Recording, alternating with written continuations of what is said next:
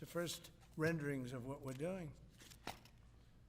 So I want to wish everybody a big hello and Merry Christmas and welcome to Mar-a-Lago for this exciting announcement of the new Golden Fleet. We're calling it the Golden Fleet that we're building for the United States Navy. As you know, we're desperately in need of ships. Our ships are, some of them have gotten old and tired and obsolete, and we're going to go the exact opposite direction. We're delighted to be joined by Secretary of War Pete Hegseth, who's doing a fantastic job, and Secretary of the Navy John Phelan.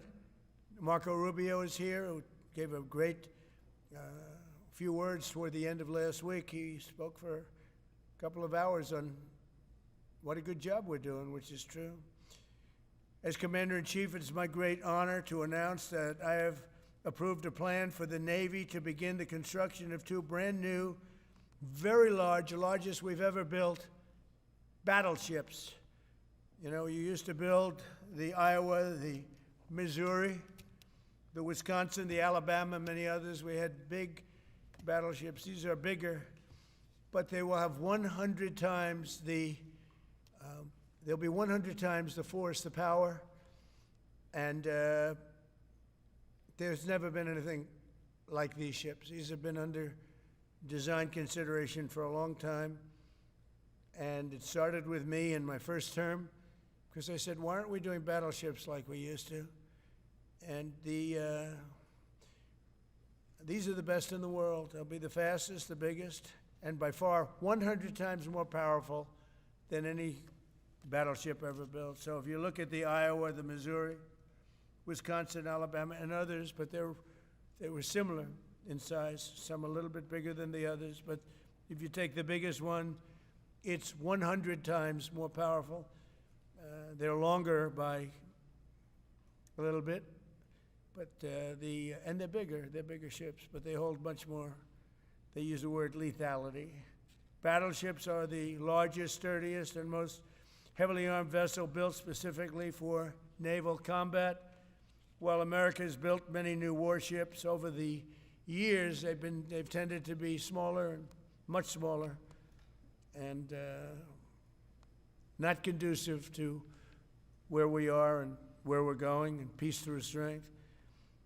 But including, we've been building aircraft carriers. We're going to be upping that also. We're going to be going to a superior aircraft. We have the Ford class. We're going to be upping that to a different class of aircraft carrier. And we haven't built a battleship since 1994. These cutting-edge vessels will be some of the most lethal surface warfare ships. They will be actually the most ever built other than our submarines. We have submarines which will have, in many ways, even more lethality, and we have many of them under construction. Each one of these will be the largest battleship in the history of our country, the largest battleship in the history of the world ever built. And again, it's 100 times more powerful than the previous Iowa class, it's called. Those are the big ones that you'd see on a show. Victory at Sea. I don't know if anyone's seen Victory at Sea, but it was a classic. They'll help maintain American military supremacy, revive the American shipbuilding industry, and inspire fear in America's enemies all over the world. We want respect. We're going to have it. We already have it. We're more respected now than we ever were. A year and a half ago, they laughed at us. Now they respect us again at levels that they've never respected us. We envision that these two ships, we're talking about 10, but we're going to start with 2, and we're going to quickly morph into 10. And ultimately, we think it's going to be anywhere from 20 to 25 of these. But we're starting with the first 2 immediately, and we're going to then be very quickly involved with, I think, we're going to do another 8, and then we're going to ultimately and pretty quickly have a total of about 20 to 25. We'll make that determination. We envision that these ships will be the first of a whole new class of battleships to be produced in the years to come. From Theodore Roosevelt, the Great White Fleet, you remember that, the Great White Fleet, to the legendary USS Missouri, whose massive guns helped win World War II. America's battleships have always been unmistakable symbols of national power. We stopped making them for whatever reason, I don't know. And I want to congratulate John Thalen, who is your secretary of the Navy. He came to me the first day we met. He talked about battleships, and I said, "You're absolutely on the right track." He said, "Why are we doing other things? We have missiles, which are much more expensive." By the way, these battleships have tremendous numbers of missiles, but they also have guns. And in many ways, guns can do the trick just as well as missiles at a tiny fraction of the cost. Once completed, these new 30 to 40,000 ton plus vessels will be the flagships of the American naval fleet, and there has never been anything built like them. And I just want to, be very clear that we're building them here. We're working with others, but we're building them here. We have great Navy yards. We'll be negotiating with some of the companies that are running those yards, taking over the yards. We used to build a ship a day during World War II. Now we don't do ships very much anymore. We do military ships, we do submarines. By the way, we're 15 to 20 years advanced in our submarines over anybody else. That was one of the things that I did in my first term. We make the best submarines by far in the world. We're at least 15 years advanced ahead of anybody else in submarine development. Most powerful, that's right, the most powerful weapon anywhere in the world, undetectable. So the battleships are going to be armed just in terms of guns and missiles at the highest level. They'll also have hypersonic weapons, many hypersonic weapons, state-of-the-art electric rail guns, and even the high-powered lasers that you've been starting to read about. We have lasers where you aim the laser at a target, it just wipes it out. We're going to have, there'll be the most sophisticated lasers in the world, and the most sophisticated laser in the world will be on the battleships that we're building. They'll also carry the nuclear arms, sea-launched cruise missiles currently under development, which will be instituted pretty quickly, but they're under development, and they've proven to be extremely lethal. The U.S. Navy will lead the design of these ships along with me, because I'm a very aesthetic person, alongside our partners in American industry, and we're going to have Pete Hegseth and Marco and a lot of very talented people involved, but a lot of it's already been done. We've been doing this for months. The construction will create thousands of American jobs. We're going to have the jobs be created. I mean, already we have factories being built unrelated to this, although AI will be a big factor when it comes to these ships. They'll be very AI controlled. Today's announcement is yet another step in our mission to make the United States Navy stronger than ever before. Again, when you talk about 100 times the power of these massive ships that we had years ago, it's pretty amazing. And next week, I'm going to meet with the defense prime contractors. I'm going to meet with them here, Florida. And we're going to be talking about production schedules because they're too slow. We have many countries, allies, that are wanting to buy. We make the greatest equipment in the world, by far. Nobody's even close, but they don't produce them fast enough.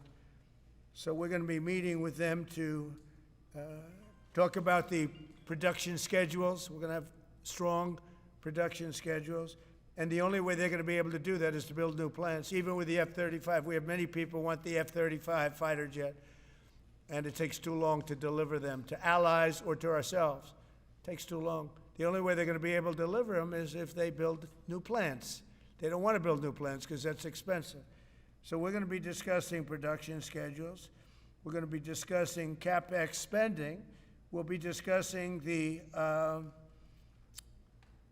pay to executives where they're making $45 and $50 million a year and not being able to build quickly. They're going to make that kind of money. They have to build quickly. Again, we make the best equipment in the world, but they don't make them fast enough. And we're going to be also discussing dividends. We want the dividends to go into the creation of production facilities. So we'll be talking about all CapEx, dividends, and the pay. We're also going to be talking about buybacks. They spend so much money on buybacks. They want to buy back their stock. I don't want them to buy back their stock. I want them to put the money in plant and equipment so they can build these planes fast, rapidly, like immediately. I mean, I have sold more planes than any president by far, times probably 20. So every time I go someplace, I sell 100 planes. That includes commercial planes, Boeings, et cetera, but it also includes fighter jets. And I'm always having to say 5 years, 6 years, 7 years. Helicopters, Apache helicopters, many years. India bought them. They want to get them. They don't want to wait a long time. So we don't want to have executives making $50 million a year, issuing big dividends to everybody, and also doing buybacks. And then they say, well, we don't have the money to build the plant. They got to build plants. Plants to make F-35s, plants to make helicopters, plants to make the F-47 new jet. And that's it. And that's what I'm going to be talking to them about. They're going to start spending money on building airplanes and ships and the things that we need, not in 10 years and 15 years. We need them now. And we're strong about it. Last week, the Navy announced a brand new class of frigate, and they're going to be working with the South Korean company. Hanwha, a good company, recently agreed to invest $5 billion in Philadelphia Naval Shipyard. We're opening up the Philadelphia Shipyard, once a great yard. Now it was a long time ago decommissioned, but now it's reopening. Working with the Navy and working with private companies. The record-setting defense bill I signed last week authorized $26 billion to build new ships, including destroyers and various others. We already have a lot of submarines, as you know, under construction. We're building a lot of submarines. I tell you, to be exact, we have right now 15 submarines under construction or ready to start. And we have, again, the greatest submarine in the world with our technology, like they talk about chips. Well, I would say submarines are a bigger deal than chips. We're at least 15 years ahead of any other competitor. China, Russia, nobody can come close. We're also building right now 3 large aircraft carriers in addition to the ones we have. And we have, actually, interestingly, we have a lot of submarines. How many submarines do we have now altogether, approximately? Huh? What? Over 30. We have over 30. But these are the super-duper subs, and there's nothing like them. So we're going to be doing from 12 to 15 brand-new submarines. We have a couple of other things going on. We'll be building other elements of Navy. We'll be fixing up headquarters. We'll be fixing up places for our great sailors to live. And we're going to be working very hard with companies, but we're also going to be penalizing companies that aren't doing a good job. For instance, when they built the Ford, Gerald Ford, the cost overruns were ridiculous. That was done in Norfolk, Virginia. We're going to be talking about that with that company. The cost overruns were out of control. In World War II, the United States built upwards of 4 ships per day. Can you believe it? 4 ships a day, on average. And now there weren't all big warships, but there were ships, freighters, tankers. And it's a tragedy that we allowed this incredible capability to just go astray. We don't do that much anymore. We do build our warships, but that's about it. But that's a lot. We're going to restore America as a major shipbuilding power. We're going to ensure the USA is the most powerful fleet anywhere in the world, and long into the future with battleships helping lead the way, and the submarines that, again, nobody competes with us on submarines. So I just want to thank everybody, and I'd like to ask Secretary Hegseth to say a few words, followed by the Secretary, but if you would, Secretary of the Navy. But Pete's doing a fantastic job. By the way, we have drugs are down 96.2% coming into the United States. 92.6 by sea. And soon we'll be starting the same program on land. The land is much easier. But every one of those boats that we knocked out saved 25,000 lives. So we save 25,000 lives every time we knock out one of those boats with the drugs pouring in. And you just have to see it. I mean, people say, oh, gee, do you think it was really drugs? Well, just take a look. Bags all over the place. That's not fishing equipment. There's no fishing rods on those boats.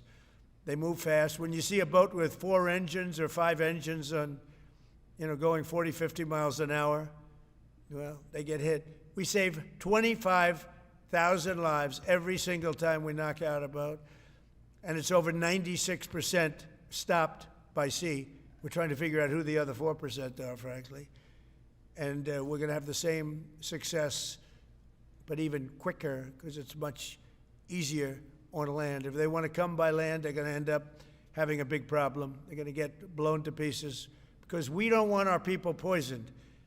300,000 people died, probably last year, 300,000. A lot of people say it was 200. Somebody said last night, it was only 175,000 people. That's like 3 stadiums, big football stadiums filled up with people died. But I think the real number is 300,000. We're not going to have that anymore. So we're doing a great job, and we enjoy doing it. Our border is secure. Our country is strong. Trillions of dollars is coming into our country from other countries and companies. They're building factories and plants, including auto plants, all over the United States of America. Without tariffs, they wouldn't be doing anything, although they were very happy with the November 5th election.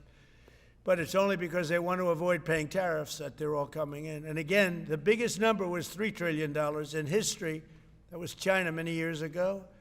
Now it's $18 trillion, and that's just in 10 months. We think we could hit $20 trillion. That's investment in the United States, including plant and equipment.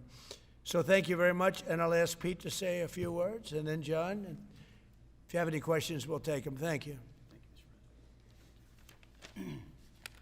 Well, Mr. President, you're exactly right. There are no fishing poles, no fishermen, and no fishing boats, just drug dealers and narco-terrorists. And with every strike, we're saving American lives. No other president was willing to do real deterrence. That's exactly what's happening. It's an honor to be here, Mr. President, Mr. Secretary, Secretary Rubio, to talk about what peace through strength really looks like. You can talk about it, or you can invest in it, and you can build it. And that's exactly what President Trump is doing. At the Department of War, we're restoring the warrior ethos. In fact, the President mentioned the NDAA. We put into law merit-based. We put into law getting rid of DEI and political correctness. That's now part of how our military operates, and you've seen it in record recruiting in the spirit of the Department of War.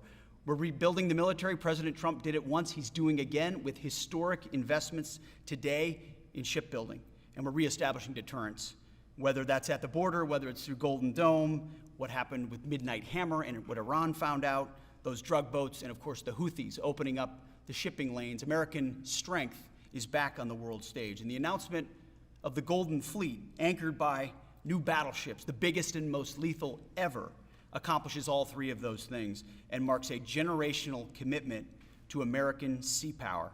Across the entire department, we are developing new operational concepts, deploying cutting-edge technologies, and making major investments, including in our Navy. This is happening in all domains, including space, as the President has talked about before anyone else. So it's the highest of domains and the lowest of domains under sea, and especially today in sea power, that always has to be decisive, has been in the history of America, and will continue to be under the leadership of President Trump. We will make sure that anything that flows from our country and with our allies flows freely and uncontested. New and better ships will provide that deterrent today and for generations to come. This new class, these new investments, will be the types of things that for decades, for centuries, the American people will look back and thank President Trump for having the vision and the willingness to invest right now in capabilities we need today, tomorrow, and long into the future. So, Mr. President, thank you for this investment, and I'll hand it over now to the Navy Secretary.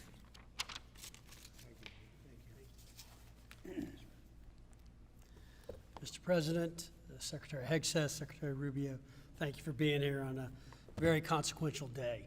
From my very first conversation with President Trump about serving as the Secretary of the Navy, he's talked about the great Iowa-class battleship and why America doesn't build ships anymore with that kind of offensive firepower that takes the fight to the enemy. During my time in the job, I've talked extensively with our combatant commanders, like Admiral Paparo and Admiral Cooper, and our CNO, Admiral Cottle. And what I've learned is that not only is the President's idea a good one, it's something that Navy desperately needs and now has a formal requirement for. The future Trump-class battleship, the USS Defiant, will be the largest, deadliest, and most versatile and best-looking warship anywhere on the world's oceans. I want to thank the President for his vision to make this game-changing capability for the United States Navy. The Iowa was designed to go on the attack with the biggest guns, and that's exactly what will define the Trump-class battleships: offensive firepower from the biggest guns of our era. This ship isn't just to swat the arrows. It is going to reach out and kill the archers. And for the first time in generations, we'll have a new leg in America's nuclear deterrence, because the Trump-class battleship will carry the nuclear-armed, sea-launched cruise missile. Striking dominance isn't all that the Trump-class battleship brings to the fight at sea. It has the size and capacity to serve as a flagship for our fleet commanders so that they can command and control naval forces far out to sea. As shown in the series, and the President mentioned it, Victory at Sea, Admirals Bull Halsey and Raymond Spruance commanded the war in the Pacific from their battleship flagships during World War II. Now this new battleship will command everything from warships to drones and everything in between. We're going to make battle groups great again. And this is just one piece of the President's golden fleet that we're going to build with the investments he talked about. A new frigate, the right frigate, the one our warfighters have told us they need. More amphibious power for our Marines with new capabilities like the medium landing ship. As part of the Navy's high-low mix, we're moving out aggressively on unmanned vessels with funding from the President's One Big Beautiful Bill to bring options to the fight and pull new, non-traditional defense partners into the American shipbuilding ecosystem. And we're making a generational investment in support ships. Logistics wins wars, and that kind of shipbuilding is the spark that will ignite the industrial base and help power the commercial shipbuilding that the President has called for. Under your leadership, Mr. President, we will have more tonnage and firepower under construction than ever before in our history. Building the President's Golden Fleet means jobs across the United States now. There'll be work for shipyards everywhere, from Philadelphia to San Diego, from Maine to Mississippi, from the Great Lakes to the Gulf Coast, and for manufacturers that will build components for this battleship in every state. The President has been clear. We must bring back our American maritime industrial might. And he has told me many times that as Secretary of the Navy, it is my job to equip our sailors to win the fight at sea with the finest ships in our history. To conclude, the USS Defiant battleship will inspire awe and reverence for the American flag whenever it pulls into a foreign port. It will be a source of pride for every American when it brings home our brave sailors who will sail defiant, raise their fists, and say, "We are peace through strength." And our adversaries will know when the Trump-class USS Defiant appears on the horizon, American victory at sea is inevitable. Thank you, Mr. President. Now, when a conflict arises, you are going to ask not one, but two questions. Where are the carriers, and where are the battleships? Thank you. I just want to mention that John Phelan is one of the most successful businessmen in the country, in our country.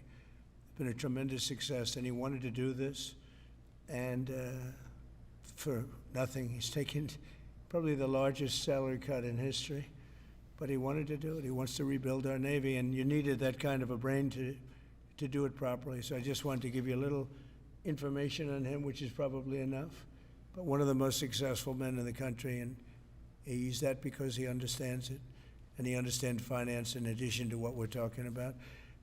Somebody who's doing a fantastic job is Marco Rubio, Secretary of State. And Marco, maybe say a few words, and then we'll answer some questions. Thank you. Thank you, Mr. President. And I don't have much to add. This is a phenomenal presentation. Thank you, Mr. President. This is American industrial power returning. This is the ability, once again, to rebuild, to have industry in the United States. This is generational in the change, not just in terms of applying American war power, increasing our ability to protect the seas. The U.S. Navy is the single biggest source of peace in the world of all of our forces because it gives us a global footprint. But it rebuilds American industrial capacity. The ability to make things again in our country has been critical to what the President's agenda has been all about, and this is a tangible reminder of it. And I know the country's grateful for it, and generations of Americans will be grateful for it. So thank you. Thank you, Marco. By the way, I think I'd just like to point out that these ships are made of steel as opposed to aluminum. It's a big difference, as you know. Battleships, the great battleships, had 6- and 7-inch steel hulls, and these are going to be likewise made out of very powerful steel. Our steel industry is coming back very strongly, by the way. It's coming back at record numbers, and we're going to be using them for the steel, but as opposed to an aluminum side, which, in all fairness, is not the same. So, John, we're going with all steel, I understand. And that's going to be something that people are surprised. More expensive, but not even comparable in terms of the importance and the strength. Yeah, please. What's your timetable for these first two ships, and do you see them as a counter Yeah, to we're China? going to start almost immediately, and we'll probably talking about 2.5 years. And in terms of the mission, do you see it as a counter to China? It's a counter to everybody. It's not China. We get along great with China. I have a great relationship with President Xi. And not China. It's just everybody. You don't know who comes along. But we just wanted peace through strength. Hopefully we never have to use them. But there will never be anything built like these. Think of it. Those battleships are incredible. These have 100 times the power. Think of that. I mean, and they were big and they were powerful. You know, I thought about taking some that are in dry dock and changing them. And then when I said that, you know, if we did, would be about, we could increase, if we doubled them, they'd be at like just a tiny fraction of what one of these was. This is the new technology, which is incredible. So we decided pretty early on not to do that. Yeah, please. Mr. President, Julio Rosas with Most Peaceful Media. You just referenced the lower amount of illegal drugs that are coming by sea, and you just said that you're going to start that same program on land soon. Are you just referring to Venezuela, or are you referring to other countries in Latin America? Anywhere drugs are pouring in, anywhere, not just Venezuela. No. Yes. Speaking of Venezuela, oil. What are we going to do with the oil that we have? Going to do with what? The oil that has been seized. The United States seized 1.9 million barrels of oil on December 10th. We're going to keep it. We're keeping it. Where's it going? Are we going to sell it or put it in the strategic Maybe oil we'll sell reserve? it. Maybe we'll keep it. Maybe we'll use it in the strategic reserves. We're keeping it. We're keeping the ships also. Yeah, please. About Venezuela, sir, have you spoken to American oil companies that have had their assets seized about what a post-Maduro Yes. Venezuela would mean for them, of what coming back and restarting all operations? the big ones, yeah. I have. Yeah, please. Why do you feel like this initiative was neglected for so many years, and does this come amidst the rising tensions between the U.S. and Venezuela? We're talking about with Venezuela? Yes. Well, you had a different kind of a president before me.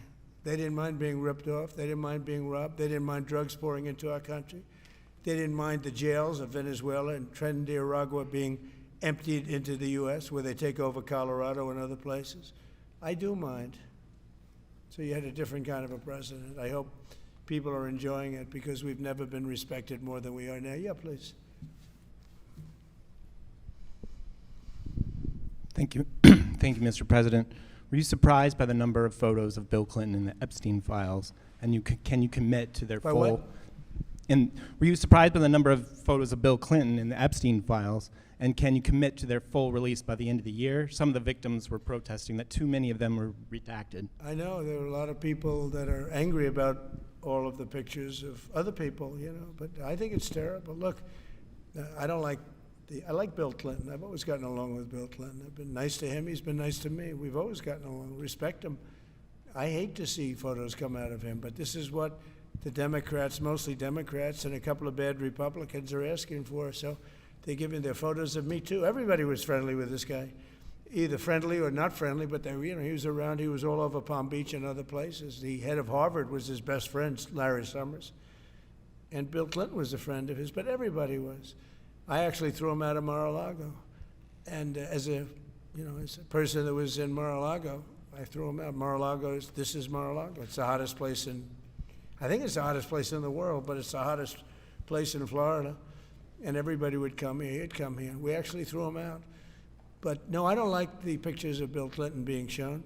I don't like the pictures of other people being shown. I think it's a terrible thing.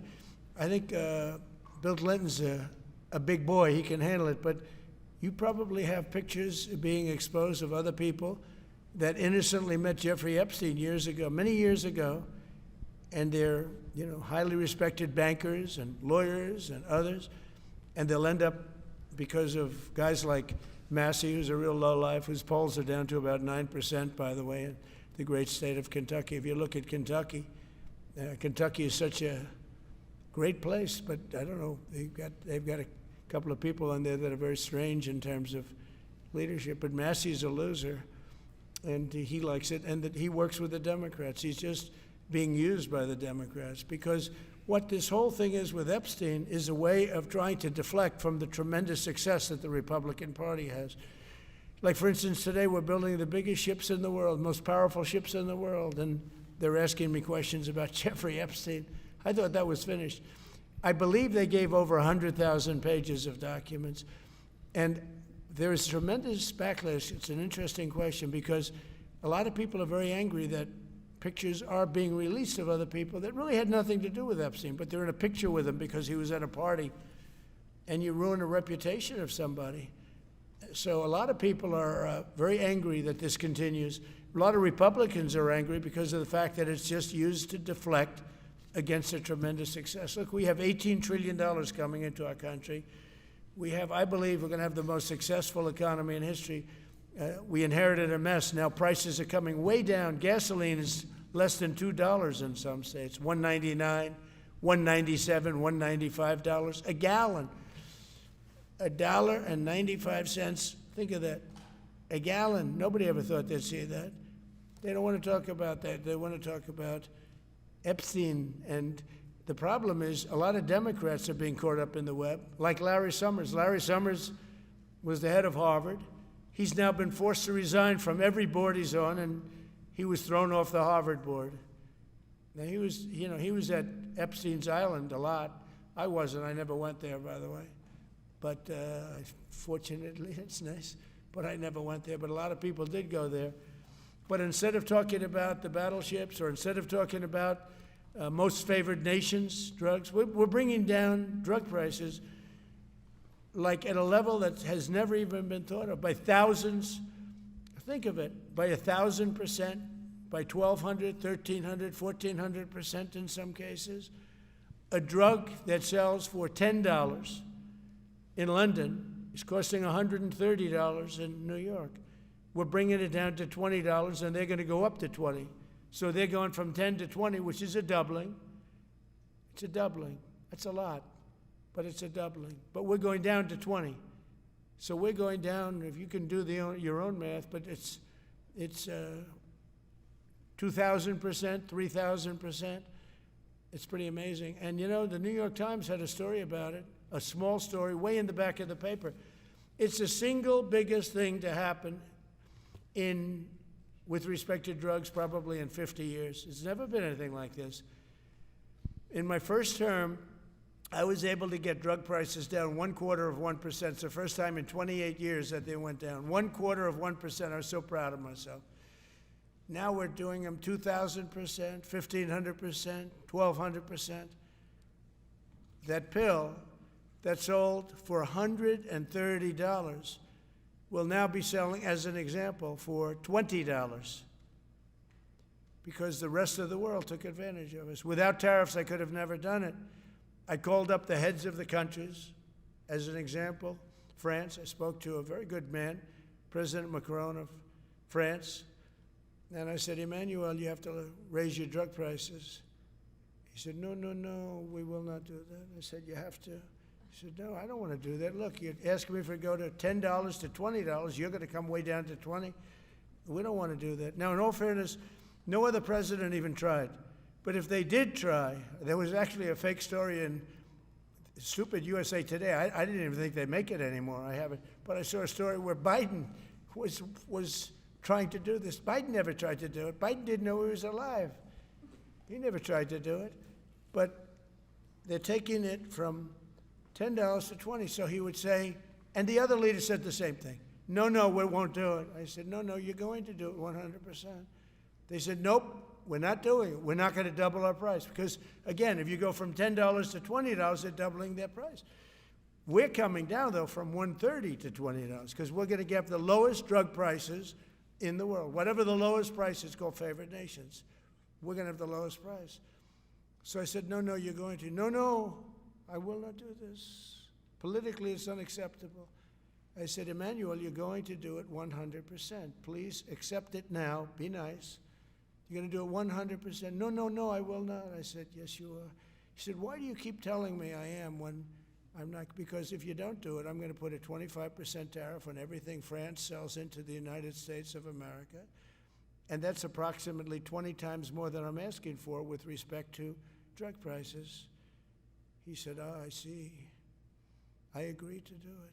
Every other country said the exact same thing. They all said, nope, I will not do it. I said, all right, on Monday morning you'll have the 25% tariff, everything you sell. In the case of France, it was wine, champagne, cars, everything they sell. It's 25 to 30 times the price of what we're talking about, at 25%. Every single country agreed. And that was the big problem. The drug companies were difficult, but fine, because we have a certain control over the drug companies. We had no control over these foreign nations. So every single country has agreed to do this. So we will take that pill price down as an example, talking about not just pills, we're talking about everything. We'll take it down from $130 a pill down to $20 a pill.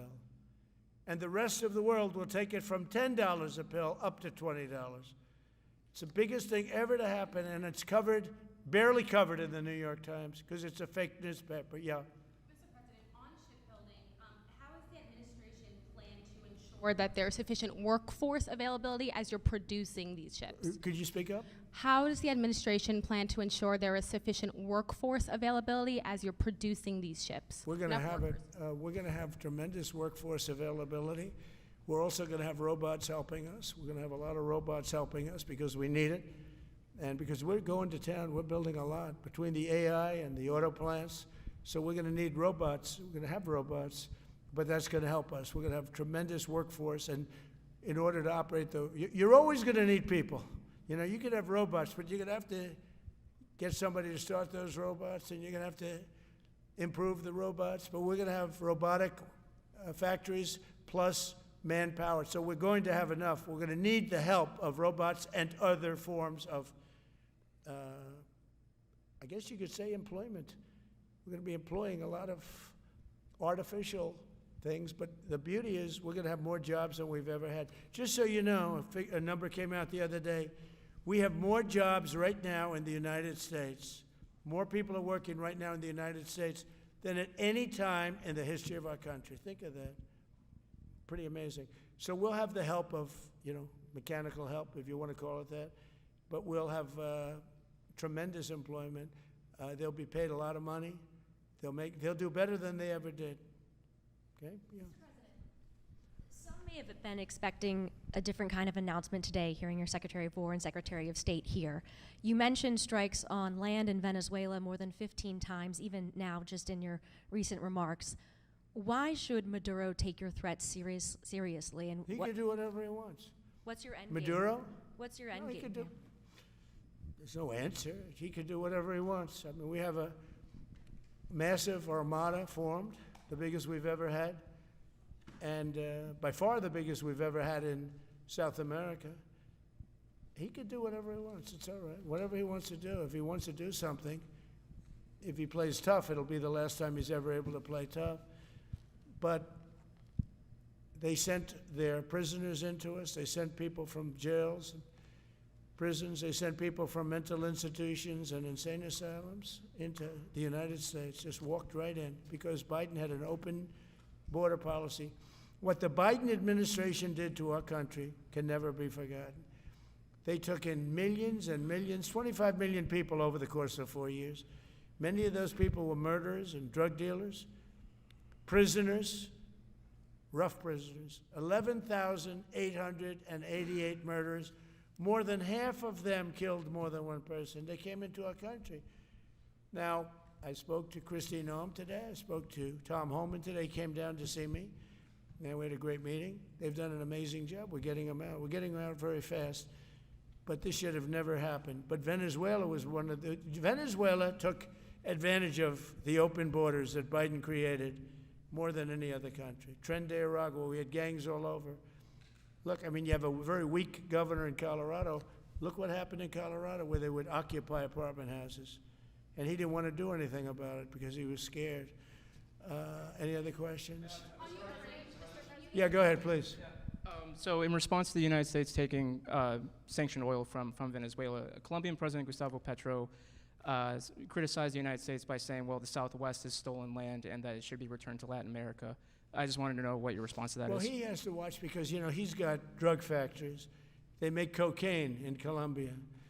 And he's no friend of the United States. He's very bad guy. And he's got to watch his ass because he makes cocaine and they send it into the United States of America from Colombia. We love the Colombian people. I love the Colombian people. They're great people, energetic, smart, great. But their new leader is a troublemaker. And he better watch it. He better close up those cocaine factories. They have at least 3 major cocaine factories. We know where they are. He better close them up fast, yeah. By the way, it's made and sold into the United States. Comes through Mexico. Thank you, sir. You've named Governor Landry to be new special envoy to Greenland. Yeah. How do you, what do you see that role entailing, and is it still your intention that Well, he Greenland called become me, part and of the you know, U.S.? he viewed Louisiana, the Louisiana Purchase. He said, "I'm governor of Louisiana," and he said, "I would love." I didn't call him; he called me. He's very proactive. He's a great guy. He's a deal guy. He's a deal maker type guy. And we need it for national protection. We need Greenland for national protection. They have a very small population. And I don't know, they say Denmark, but Denmark has spent no money. They have no military protection. They say that Denmark was there 300 years ago or something with a boat. Well, we were there with boats too, I'm sure. So we'll have to work it all out. But he felt very strongly, we need it for we need Greenland for national security. Not for minerals. We have so many sites for minerals and oil and everything. We have more oil than any other country in the world. We need Greenland for national security. And if you take a look at Greenland, you look up and down the coast, you have Russian and Chinese ships all over the place. We need it for national security. We have to have it. And he wanted to lead the charge. So we're making him, Marco, today, a special envoy to Greenland. Greenland's a big deal. Yeah. On the talks that took place this past weekend, and could a trilateral discussion of sort be the next step for Ukrainian, U.S., and Russian delegations? So the talks on Ukraine, Russia are going along. They lost, as you know, 27,000 soldiers last month, mostly soldiers, some people in Kiev, etc., but mostly soldiers. And the talks are going along. And I say that, you know, there's tremendous hatred between these two leaders, between President Putin, President Zelensky, tremendous hatred. And I hope we can get it done. We are talking. Talks are going okay. But, you know, I've solved 8 wars. And Thailand is starting to shape up. You know, they started with Cambodia. They started up again. But I think, Marco, we have that in pretty good shape to have that stopped. So we stopped 8 wars. And I thought this would be in the middle of the pack. But maybe easy, but in the middle of the pack. But there's a lot of hatred between those two people. And when there's hatred, there's, you know. But we stopped one war 38 years, one war 35 years, one war was going on for 32 years. And we stopped, think of it, we stopped a potential nuclear war between Pakistan and India. And the head of Pakistan, highly respected general, he's a field marshal, and also the Prime Minister of Pakistan said, President Trump saved 10 million lives, maybe more, by getting that war. You know, 8 planes were shot down. That war was starting to rage. And he actually said the other day that President Trump saved 10 million lives, maybe more, So we solved all these wars. The only one I haven't solved yet is Russia, Ukraine. Are you still pushing for the Christmas Day deadline with Russia and Ukraine? And have you spoken with Putin or Zelensky or plan to push the I'll do deal? whatever I have to do. I mean, I'd like to see it stop. Look, we don't lose any money in that war anymore. You know, Biden gave $350 billion, and who knows what happened to it. We now sell missiles, planes, all of the best military equipment. We sell it to NATO. We got NATO to go from 2% GDP to 5%. Nobody believed that to this day. Nobody's going to write that, but nobody believed it. And they take that money and they pay it to the United States for weapons. So we sell weapons to NATO. We sell full price. We sell weapons to NATO, and NATO takes those weapons and probably distributes them, but gives a lot of them to Ukraine. So we don't lose any money like we did with Biden. He was spending money like a fool. He was a fool. What he did to our country is so horrible. But he gave $350 billion between cash, gave a lot of cash, $350 between cash and weapons. You remember at the beginning of that whole thing, I gave them javelins. Javelins are the anti-tank busters. And President Obama at the time gave them sheets. I gave them javelins. They gave them sheets. But you know, the bottom line, it's time for, I think they're all tired of that war. Everyone's tired of that war. It's got to stop. Yeah, please. The U.S. was in active pursuit of a sanctioned oil tanker yesterday. Are you able to share what became of that tanker? Was the U.S. able to seize No, it? it's moving along, and we'll end up getting it. Yeah, we're actually pursuing it. Can you imagine? Because it came from the wrong location. It came out of Venezuela, and it was sanctioned. Yeah, please. Ultimate goal in Venezuela to force Maduro from power. Well, I think it probably would. I can't tell that. That's up to him, what he wants to do. I think it would be smart for him to do that. But again, we're going to find out. Look, Venezuela did terrible things to the United States. They sent hundreds of thousands of people, millions of people, into our open border. They sent their criminals. They sent their prisoners. They sent their drug dealers. They sent their mentally insane and incompetent people into our country more than any other country. Others did too. The Congo did. Others did too. And we just let them come right in because we were run by a stupid president. But you don't have a stupid president anymore. Mr. President, have you set up the meeting with the healthcare insurers just yet? And what are you hoping to get? How I'll are be you hoping setting to it up. lower I think we're costs? going to meet with the healthcare insurers, the insurance companies. So what I'm asking for in healthcare is very simple. Obamacare is a disaster. I call it the Unaffordable Care Act. Unaffordable as opposed to, it's unaffordable. They're going to have a tremendous increase in premiums, which is Obamacare, which is them, the Democrats' fault. They'll try and blame Republicans. It has nothing to do with us. It's the Democrats' fault. What I want to do is we spend hundreds of billions of dollars a year that go to insurance companies. I want that money to go to the people and let the people buy their own health care. And everybody loves it. It's become our issue. Now, before I do that, I'll meet with the insurance companies, just as I met with the drug companies. As you know, we're meeting with 4 other drug companies, Johnson & Johnson, but they've all agreed. We're meeting with them this week. It's coming up. It'll be a similar meeting. They've all agreed. But nobody would have thought the drug companies were going to do what they did, where they're giving away free drugs. And they've been so great, okay? And we have most favored nations. Nobody thought that was possible. I don't think any other president ever tried to get it because they never thought they could. But with respect to the insurance companies, I want to meet. There's essentially 14 of them, 10 big, but there's a total of 14 pretty much, pretty big. And I want to meet with them, and I want to say, I want you to cut your rates way down, way down. And maybe if they do that, we'll be able to not cut them out. We'll be able to continue to deal with them, which is probably a little easier process. I think the best process is pay the money directly to the people, let them buy their own health care. But I'm going to meet with them the first week back. I do it now, but they're trying to come up with a schedule. They want to meet badly, they've told me, but they want to come up with a schedule. I said, make it a good schedule. Your rates have to come way down. We're also going to meet with other insurance companies because under Biden, the insurance rates have gone through the roof. Auto insurance, home insurance. I mean, insurance companies are making far more than they're entitled to make. So we're going to be doing that. But just in the meantime, we'll be meeting with the insurance companies in the first week, the first few days back in Washington, because they're trying to come up with a proposal that will satisfy me. Thank you very much, everybody. Appreciate it. I hope you're going to enjoy the battleships. They're going to be beautiful. Thank you. And have a great Christmas if I don't speak to you. Thank you very much.